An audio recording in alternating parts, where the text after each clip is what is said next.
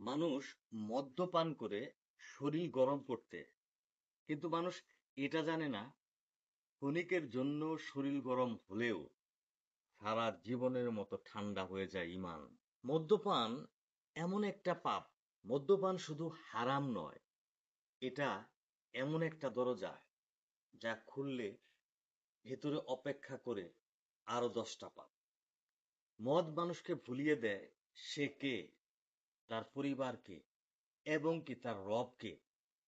এক মুহূর্তের নেশা কিন্তু ধ্বংস করে দেয় বছরের পর বছরের সম্পর্ক, নষ্ট করে দেয় মনের শান্তি, নষ্ট করে দেয় আল্লাহর সাথে আমাদের সম্পর্ক।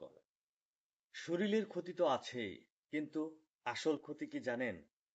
আসল ক্ষতি আল্লাহর কাছ থেকে মানুষকে আস্তে আস্তে এত দূরে নিয়ে যায় যে পরবর্তীতে মানুষ আর আল্লাহর কাছে ভিড়তেই পারে না বা ভিড়ার সুযোগই পায় না। এই মদ্যপানের কারণে মানুষ একদিন নামাজ থেকে অনেক দূরে সরে যায়, কুরআনকে স্পর্শ করাই হয় না। এভাবে একদিন সে নিজেকেই চিনতে পারে না।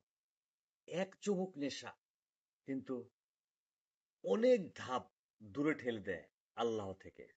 মনে রেখো, নেশা শক্তি নয়, শক্তি হচ্ছে নিজেকে থামাতে পারা। আজ থামো, কাল তুমি নিজেই নিজেকে নিয়ে গর্ব করবে। মদ মানুষকে নেশা দেয় কিন্তু কেড়ে নেয় তার ঈমান। এক চুমুকের আনন্দ, তারপর শুরু হয় পাপের রাজ্য। নেশা ভুলিয়ে দেয় নামাজ, কুরআন ও নিজের মূল্য। এখানেই থামো, কারণ শক্তি নেশায় নয়, শক্তি নিজের নিয়ন্ত্রণে। No drugs,